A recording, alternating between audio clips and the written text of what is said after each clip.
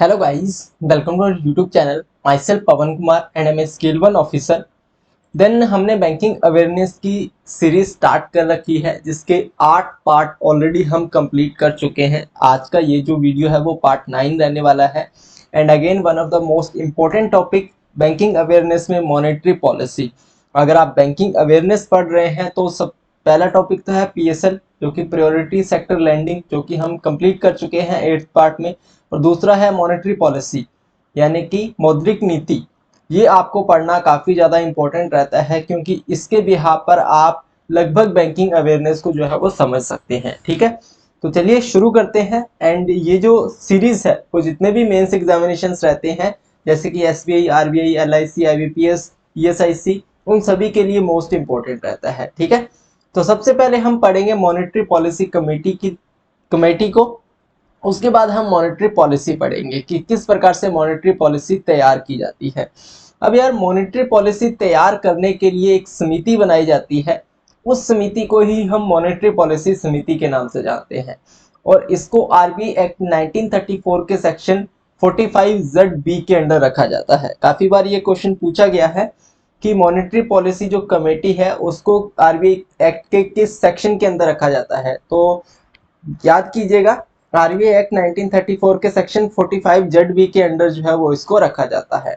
इसके अलावा पहली जो मौद्रिक नीति बनाई गई थी, पहली मौद्रिक नीति समिति जो बनाई गई थी, वो 29 सितंबर 2016 को बनाई गई थी। यानी कि अभी से शुरू हुआ है, 5-6 साल पहले। पहले ये समिति नहीं बनाई जाती थी। तो मॉनेटरी पॉलिसी पहली समिति कब बनाई गई थी? 29 सितंबर 2016 को बनी थी। इसमें टोटल मेंबर की अगर बात की जाए तो टोटल 6 मेंबर इसमें होते हैं, जिसमें से तीन जो मेंबर होते हैं वो गवर्नमेंट ऑफ इंडिया की तरफ से होते हैं, और 3 मेंबर जो होते हैं वो आरबीआई की तरफ से होते हैं। ठीक है, कौन कौन से वर्तमान मेंबर हैं? तो पहले हैं शक्तिकांत दास, जो कि गवर्नर है आरबीआई के। दूसरे हैं डॉक्टर माइकल दे पात्रा, जो कि डेप्यूटी गवर्नर है आरबीआई के। तीसरे हैं डॉक्टर एम के सागर। ये तीनों का किसके हैं? आरबीआई के हैं। फिर प्रोफेसर जयंतार वर्मा, डॉक्टर आशिमा गोयल और डॉक्टर शशांक भिड़े, ये किसके हैं? ये गवर्नमेंट ऑफ इंडिया के हैं। जो आरबीआई के होते हैं उनका तो कार्यकाल 5 वर्ष का ही होता है, लेकिन जो गवर्नमेंट ऑफ इंडिया के होते हैं इनका जो कार्यकाल होता है वो 4 वर्ष का होता है। इन्हें गवर्नमेंट ऑफ इंडिया द्वारा निर्वाचित किया जाता है, और इनका जो टेन्योर होता है, इनका जो कार्यकाल होता है वो 4 साल का होता है। ठीक है, ये याद रखिएगा। आपसे पूछा जाए मॉनेटरी पॉलिसी में कितने मेंबर होते हैं, तो टोटल 6 मेंबर होते हैं। अगर आपसे पूछा जाए कि मॉनेटरी पॉलिसी में आरबीआई के कितने मेंबर होते हैं, तो आंसर होगा 3। और पूछा जाए मॉनेटरी पॉलिसी में गवर्नमेंट ऑफ इंडिया के कितने मेंबर होते हैं, तो आंसर होगा 3। और अगर टोटल पूछा जाए तो आंसर होगा आपका 6। इसमें कंफ्यूज मत होइएगा। ठीक है, अब एमपीसी जो होता है, मॉनेटरी पॉलिसी जो होता है, वो कौन सी धाराएं दरें जो है वो निर्धारित करता है। तो पहली आपकी रहती है रेपो रेट, दूसरी है रिवर्स रेपो रेट, तीसरी है बैंक रेट या फिर मार्जिनल स्टैंडिंग फैसिलिटी, फिर है सीआरआर और फिर है एसएलआर। अब ये रेट्स क्या है, इसके बारे में हम डिटेल में पढ़ेंगे आगे की इस वीडियो में। सो आप बने रहिएगा, इसी के बारे में हम टोटल डिटेल में पढ़ने वाले हैं। ठीक है, अब मॉनेटरी पॉलिसी की अगर बात करें तो इसको बाय मंथली जारी किया जाता है, यानी कि द्विमासिक। हर 2 महीने में इस पॉलिसी को जो है वो जारी किया जाता है। तो कब होगा? सबसे पहले अप्रैल में होगा, उसके बाद जून में, फिर अगस्त में, फिर अक्टूबर में, फिर दिसंबर में, फिर फरवरी में। मार्च में फिर से जो फाइनेंशियल ईयर है वो चेंज हो जाता है, तो फिर से यही शेड्यूल जो है वो लागू होगा। तो इस प्रकार से इसको जारी किया जाता है, और ये बेसिस पॉइंट पर जारी की जाती है, यानी कि 100 बेसिस पॉइंट बराबर 1%। आप देखेंगे मॉनेटरी पॉलिसी जब भी आएगी आरबीआई की वेबसाइट पर, उस पर परसेंटेज नहीं, उस पर बेसिस पॉइंट लिखा होगा। बेसिस पॉइंट से ही आपको समझना होगा कि कितने परसेंटेज चेंजेस जो है वो इसमें हुए हैं। अगर 100 बेसिस पॉइंट चेंज हुआ है, यानी कि 1% इसमें चेंज हुआ है। अब बात करते हैं हमारे मेन मुद्दे पर, जिस पर ये वीडियो टिकी हुई है। ये तो थी बेसिक बातें कि मॉनेटरी पॉलिसी बनाई कैसे जाती है। ठीक है, अब हम पढ़ेंगे मॉनेटरी पॉलिसी है क्या, और इसके जो भी प्रोडक्ट्स हैं मॉनेटरी पॉलिसी के, उनके बारे में पढ़ेंगे डिटेल में, क्योंकि वही हमारे लिए जो है वो इंपॉर्टेंस रखता है। सबसे पहली बात, मॉनेटरी पॉलिसी बनाई क्यों जाती है, क्यों जरूरत पड़ी आखिर मॉनेटरी पॉलिसी बनाने की? तो याद रखिएगा, बाजार में मुद्रा का जो प्रवाह है, यानी कि फ्लो ऑफ मनी है, उसको कंट्रोल करने के लिए मॉनेटरी पॉलिसी को जो है वो बनाया जाता है। अब यार, मॉनेटरी पॉलिसी से बाजार का मनी फ्लो कैसे कंट्रोल होगा? तो चलिए देखते हैं फिर कैसे कंट्रोल होगा, यही तो समझाने के लिए वीडियो बनाया है। ठीक है, तो मॉनेटरी पॉलिसी के कुछ टूल्स होते हैं, इन्हीं टूल्स की बदौलत मार्केट का जो मनी फ्लो है उसको कंट्रोल किया जाता है। सबसे पहले एक टेबल के माध्यम से देखते हैं कौन कौन से टूल्स हैं, उसके बारे में एक एक टूल के बारे में डिटेल में पढ़ेंगे। तो कुछ डायरेक्ट टूल्स होते हैं और कुछ इनडायरेक्ट टूल्स होते हैं। डायरेक्ट टूल्स में आपका सीआरआर आता है, cash reserve ratio, statutory liquidity ratio आता है एसएलआर, और रीफाइनेंस फैसिलिटी आती है यानी कि आरएफएफ। इनडायरेक्ट टूल्स में आपका आता है लिक्विडिटी एडजस्टमेंट फैसिलिटी यानी कि LAF, repo rate, reverse repo rate, bank rate, marginal standing facility, open market operation और मार्केट स्टेबलाइजेशन स्कीम। अब ये डायरेक्ट और इनडायरेक्ट कुछ टूल्स हैं जिसकी बदौलत मार्केट के मनी फ्लो को कंट्रोल किया जाता है। कैसे किया जाता है आइए पढ़ते हैं। सबसे पहले हम पढ़ते हैं सीआरआर के बारे में कि सीआरआर क्या है और कैश रिजर्व रेशियो के माध्यम से कैसे मार्केट के मनी फ्लो को कंट्रोल किया जाता है। सबसे पहले सीआरआर है क्या, तो देखिए सभी बैंकों को एक निश्चित प्रतिशत जो राशि है वो आरबीआई के पास रखनी पड़ती है, जिससे कि आपातकाल के समय में बैंकों को दिवालिया होने से बचाया जा सके। ठीक है, अब अपने जो फादर होते हैं, ठीक है, और ये हम हैं, ठीक है, हम यानी कि मी कर देता हूँ, ठीक है, मी कर देता हूँ। अब मेरे पास कुछ पैसे बचे हैं तो मैं वो पैसे अपने फादर के पास, अपने पिताजी के पास रख दूंगा, ताकि भविष्य में जब भी मुझे कोई भी प्रॉब्लम आए तो मैं उन पैसों को अपने फादर से लेकर अपनी प्रॉब्लम को जो है वो सॉल्व कर सकूं। ऐसे ही बैंकों का फादर कौन है, आरबीआई। तो बैंकों को क्या है कि एक निश्चित प्रतिशत राशि होती है जो कि आरबीआई के पास रखनी पड़ती है, ताकि भविष्य में जब भी बैंकों पर खतरा आए, बैंक दिवालिया होने की स्थिति में आए, तब उस राशि का यूज करके बैंकों को जो है वो बचाया जा सके। ठीक है, अब कितने प्रतिशत, क्या कोई प्रतिशत होता है, तो जी हाँ प्रतिशत होता है। तो सीआरआर हर मंथ जो मॉनेटरी पॉलिसी कमेटी आती है उसके अंदर सीआरआर बताई जाती है कि कितनी परसेंट है। तो प्रेजेंट सीआरआर जो है वो 4% है, यानी कि 4% आपको आरबीआई के पास रखना पड़ेगा। ठीक है, अब 4% किसका, तो 4% एनडीटीएल का। एनडीटीएल यानी कि net demand and time liability. तो at the end of day जो भी बैंक का बैलेंस बचता है, उस बैंक के बैलेंस में से जो 4% रहता है वो 4% उनको आरबीआई के पास जो है वो रखना पड़ता है। ठीक है, एनडीटीएल यानी कि net demand and time liability, net demand and time liability, ये एक एब्रीविएशन है, इसको आप याद कीजिएगा। ठीक है, अब सीआरआर की बात की जाए तो ये डेली बेसिस पर कैलकुलेट होता है। मैंने आपको बताया है एंड ऑफ द डे, जब भी डे समाप्त होता है उस समय इसको कैलकुलेट कर लिया जाता है और जितना भी बैलेंस बचता है उसका 4% आरबीआई के पास रख दिया जाता है। तो सीआरआर किस प्रकार से कैलकुलेट होता है अगर आपसे पूछा जाए तो डेली बेसिस पर कैलकुलेट होता है। ठीक है, note interest is paid by RBI on CRR to bank. Bank जो सीआरआर रिजर्व रखते हैं आरबीआई के पास, उस पर आरबीआई इनको कोई भी इंटरेस्ट जो है वो नहीं देता है। ऐसा नहीं है कि बैंक आरबीआई के पास पैसा रख रहे हैं तो उस पर आरबीआई कोई इंटरेस्ट दे रहा है, ऐसा बिल्कुल भी नहीं है। आरबीआई इस पर कोई भी इंटरेस्ट जो है वो नहीं देता है। कोई भी मिनिमम लिमिट नहीं है और कोई भी इसमें मैक्सिमम लिमिट नहीं है।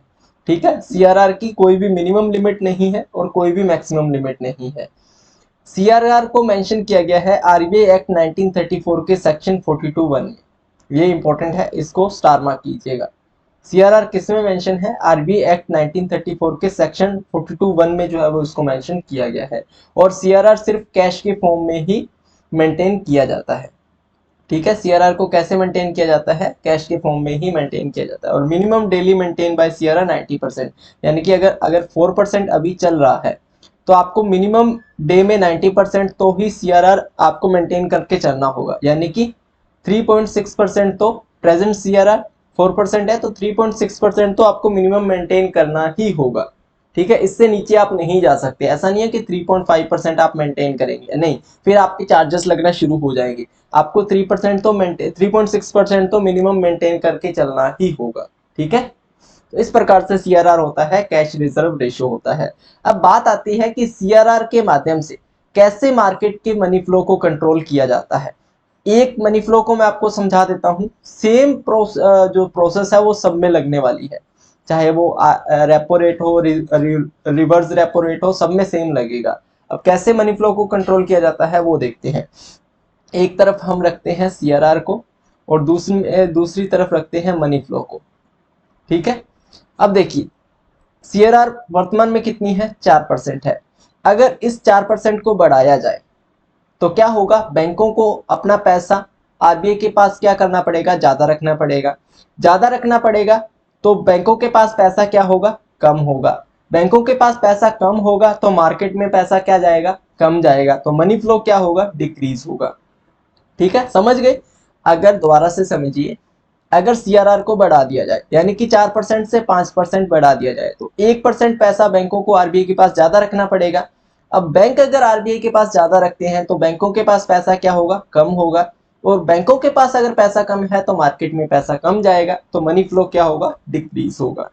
वहीं सेम अगर सीआरआर कम कर दिया जाए, 4% की बजाय 3% कर दिया जाए, ठीक है, तो बैंकों को आरबीआई के पास पैसा कम रखना पड़ेगा, यानी कि बैंक के पास पैसा ज्यादा रहेगा तो मार्केट में पैसा ज्यादा जाएगा और मनी फ्लो क्या होगा, बढ़ेगा। तो इस प्रकार से ये जो रिलेशन है इसे हम बोलेंगे नेगेटिव रिलेशन।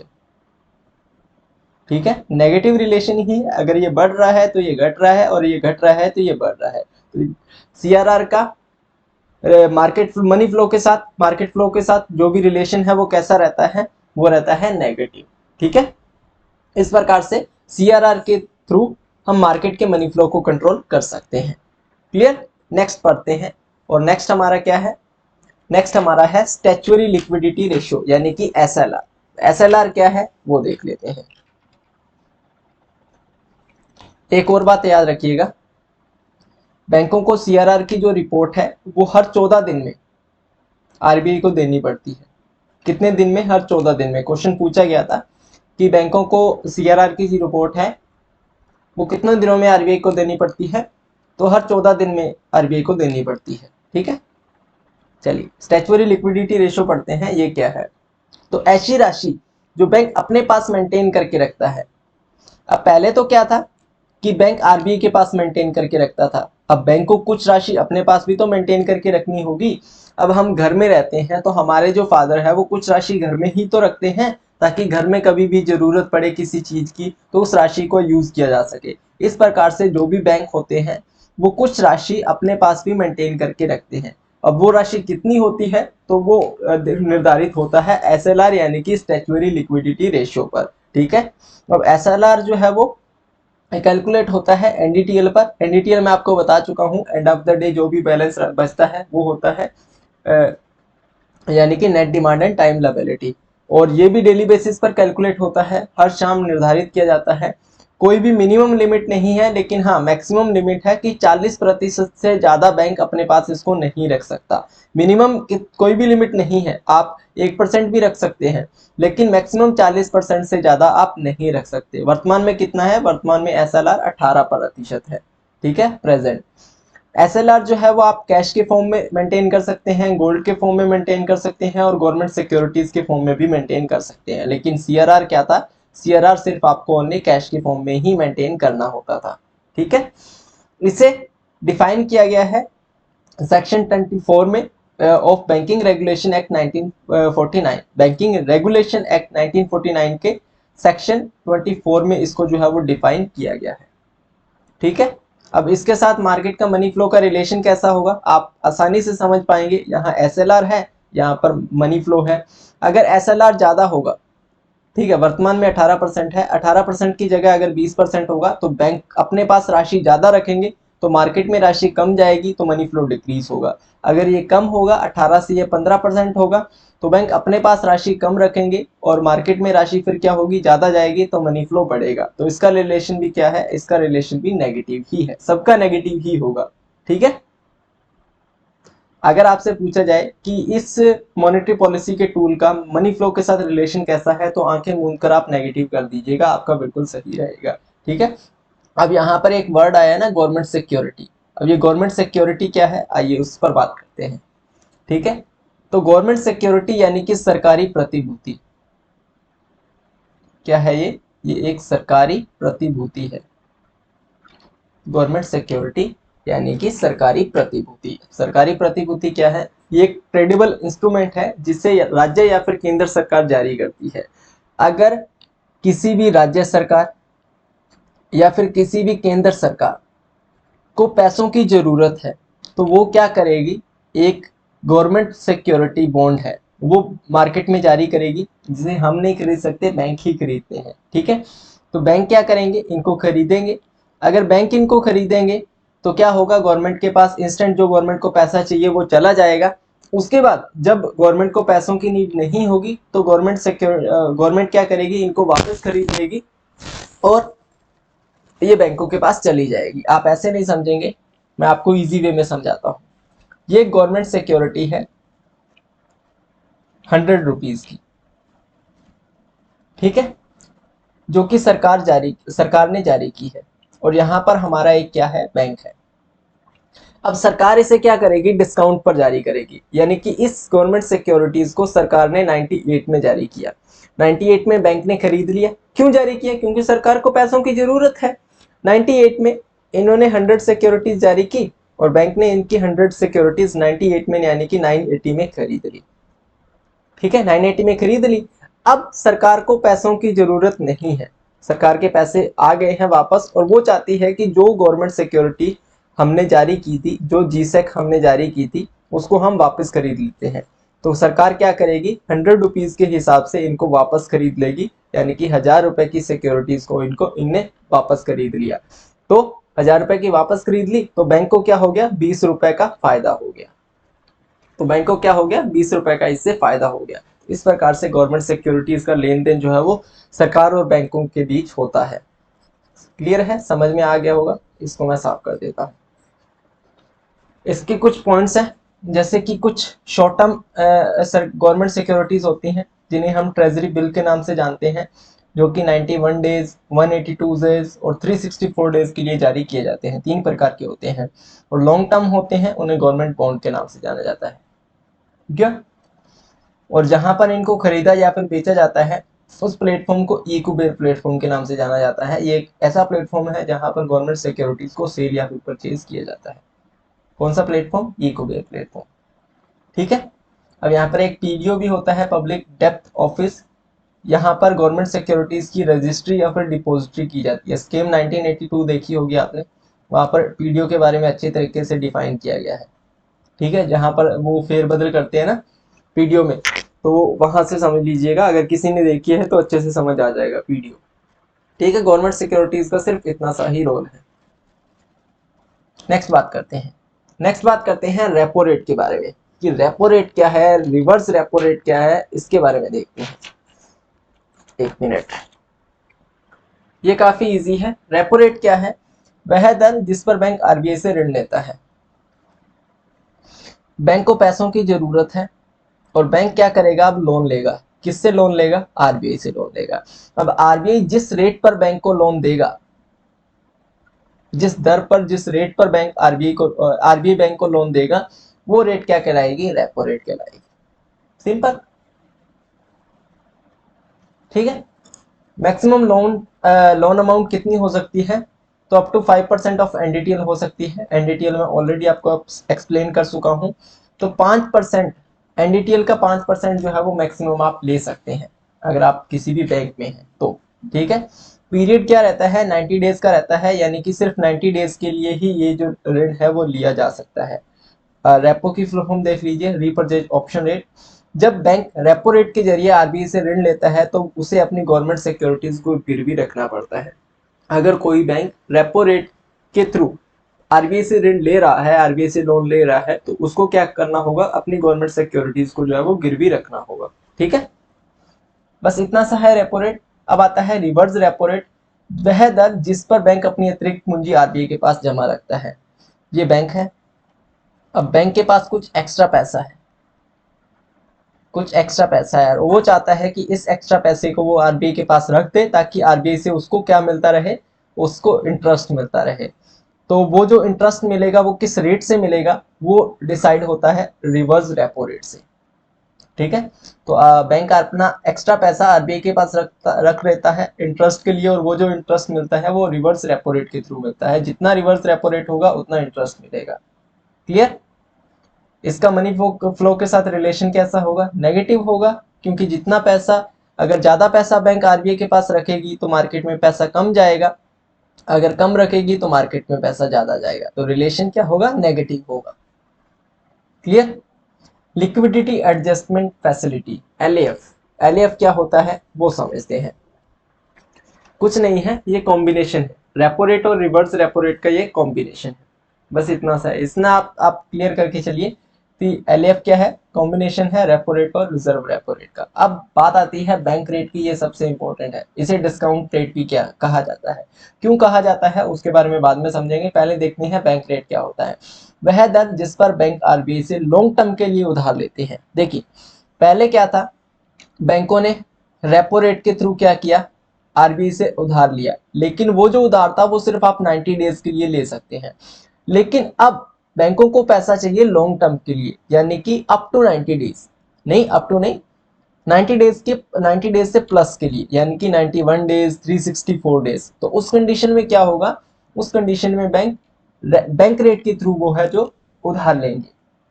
अब पहले ही बैंक रेट के थ्रू उधार ले लेना था, तो बैंक रेट थोड़ा ज्यादा होता है, रेपो रेट थोड़ा कम होता है। ठीक है, ये याद रखिएगा।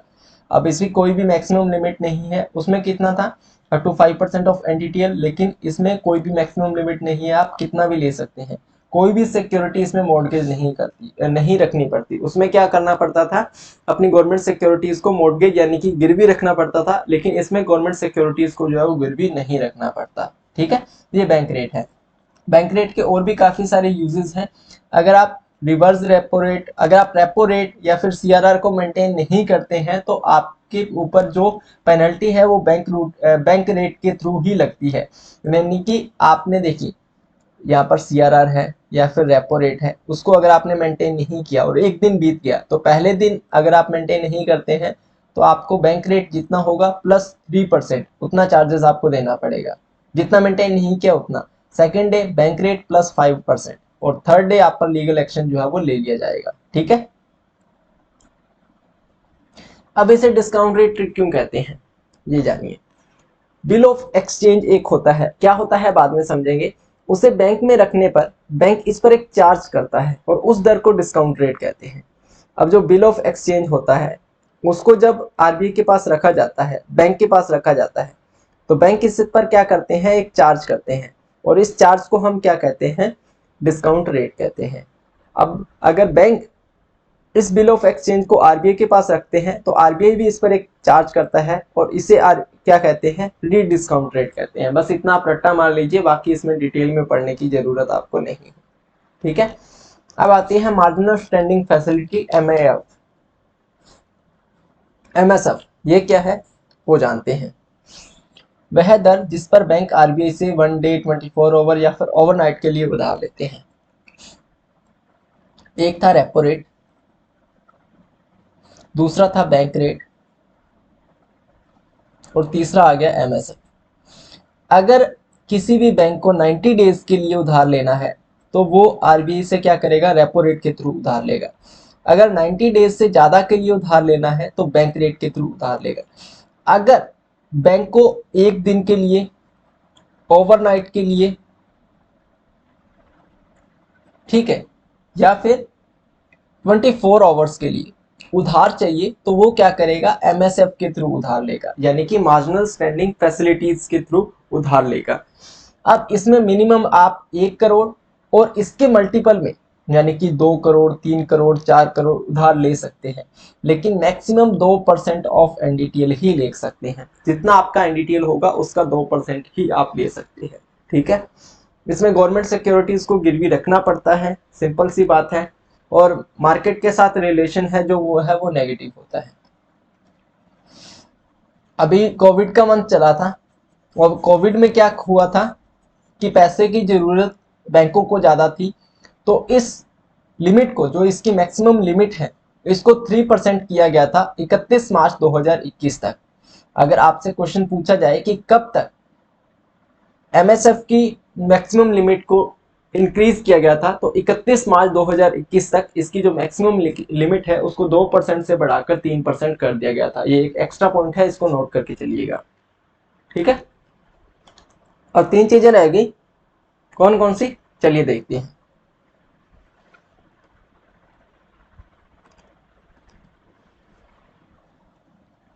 पहला है open market operation. Open market operation क्या है? गवर्नमेंट सिक्योरिटीज के जरिए मार्केट के मनी फ्लो को कंट्रोल करना इसका प्रमुख काम होता है। गवर्नमेंट सिक्योरिटीज ऑलरेडी एक्सप्लेन कर चुका हूं। अब इन गवर्नमेंट सिक्योरिटीज के जरिए मार्केट के मनी फ्लो को कंट्रोल करना किसका काम होता है? ओपन मार्केट ऑपरेशन का काम होता है। और इसका जो प्रमुख काम होता है वो होता है गवर्नमेंट सिक्योरिटीज को सेल करना या फिर परचेज करना। सिंपल सी बात है, ये आपकी गवर्नमेंट सिक्योरिटीज है और ये आपका मनी फ्लो है। अब गवर्नमेंट सिक्योरिटीज को जब बाजार में जारी किया जाता है, ठीक है, तब बैंक क्या करेंगे? ये सारी गवर्नमेंट सिक्योरिटीज को खरीदेंगे। तो खरीदने में बैंकों का पैसा चला जाएगा, तो बैंक मार्केट में पैसा कम देंगे, तो मनी फ्लो क्या होगा? डिक्रीज होगा। अगर गवर्नमेंट सिक्योरिटीज को कम जारी किया जाएगा तो इतना पैसा बैंक अपना नहीं डालेंगे इसमें, तो बैंकों के पास पैसा ज़्यादा होगा, तो मार्केट में पैसा ज़्यादा जाएगा, तो यहाँ पर मार्केट का मनी फ्लो क्या होगा? डिक्रीज होगा, ठीक है। और एक और पॉइंट है कि इसमें मैक्सिमम 40 साल तक की सिक्योरिटीज को ही खरीदा या फिर बेचा जा सकता है, ठीक है। चलिए, अब आता है हमारा मार्केट स्टेबलाइजेशन स्कीम। इसको 2004 से शुरू किया गया था और इसमें सिर्फ आरबीआई द्वारा ही यूज किया जाता है। शॉर्ट डेटेड जो गवर्नमेंट सिक्योरिटीज है उसको मार्केट में जारी करके उस समय मार्केट को कंट्रोल करना किसका काम होता है? मार्केट स्टेबलाइजेशन स्कीम का। लेकिन इसमें सिर्फ और सिर्फ आरबीआई ही पार्टिसिपेट कर सकता है, इसमें बाकी के जितने भी बैंक है वो पार्टिसिपेट नहीं कर सकते, ठीक है। इसके तहत गवर्नमेंट सिक्योरिटीज को सिर्फ सेल किया जाता है, परचेज नहीं किया जाता है। मैक्सिमम लिमिट इसकी 6 लाख करोड़ है, इससे ज़्यादा का इसमें सेल नहीं किया जा सकता, ठीक है। ये बस इतना ही है, इसको याद कर ही चलिएगा। लास्ट आपका बचता है रीफाइनेंस फैसिलिटी, इसे हम पढ़ते हैं और इस सेशन को समाप्त करते हैं। इसको आरबीआई द्वारा प्रोवाइड किया जाता है बैंकों को under RBI act 1939 section 17(3)(a). 34 है, तभी मैं सोचूं 9 कैसे हो गया।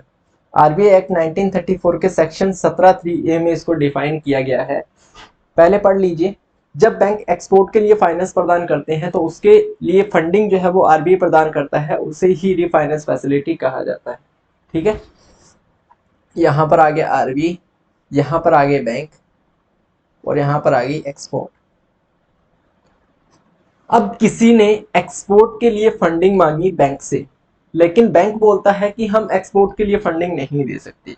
लेकिन आरबीआई बैंक को बोलता है कि आप फाइनेंस प्रदान कीजिए। एक्सपोर्ट के लिए फाइनेंस मांगा किसी ने, लेकिन बैंक बोलते हैं हम तो फाइनेंस नहीं प्रदान कर सकते। लेकिन आरबीआई बोलता है बैंक को कि आप फाइनेंस प्रदान कीजिए, लेकिन इस फाइनेंस के लिए जो फंडिंग है वो हम देंगे आपको, ठीक है। तो एक्सपोर्ट के लिए फाइनेंस तो बैंक प्रदान कर रहा है, लेकिन इसके लिए जो फंडिंग है वो कौन दे रहा है? वो आरबीआई दे रहा है। तो इसे हम क्या बोलेंगे? रीफाइनेंस फैसिलिटी बोलेंगे, ठीक है। क्या बोलेंगे? रीफाइनेंस फैसिलिटी बोलेंगे, यही है। तो ये रही मॉनेटरी पॉलिसी, जिसमें हमने पढ़ा सबसे पहले एमपीसी, मॉनेटरी पॉलिसी कमेटी के बारे में, किस प्रकार से एमपीसी को बनाया जाता है, कितने मेंबर होते हैं, उस प्रकार। उसके बाद हमने पढ़े मॉनेटरी पॉलिसी के कुछ डायरेक्ट और इनडायरेक्ट टूल्स, और वो टूल्स हमने फिर डिटेल में पढ़े कि किस प्रकार से उन टूल्स की बदौलत मार्केट के मनी फ्लो को कंट्रोल किया जाता है, और पूरी मॉनेटरी पॉलिसी के बदौलत किस प्रकार से हम मार्केट के मनी फ्लो को कंट्रोल कर सकते हैं। तो ये रहा पूरा आपका मॉनेटरी पॉलिसी का टॉपिक। होपफुली पूरा टॉपिक आपको समझ में आया होगा। इसके रिगार्डिंग कोई भी डाउट रहता है तो आप कमेंट करके हमसे पूछ सकते हैं। बाकी वीडियो कैसी लगी उसके बारे में कमेंट करके जरूर बताइएगा। ऐसी ही वीडियोस एंड अपडेट आगे भी आपको मिलते रहेंगे, तो उसके लिए आप चैनल को सब्सक्राइब करके बेल आइकन को जरूर प्रेस कर लीजिएगा। मिलते हैं नेक्स्ट वीडियो में, तब तक के लिए good luck and have a nice day.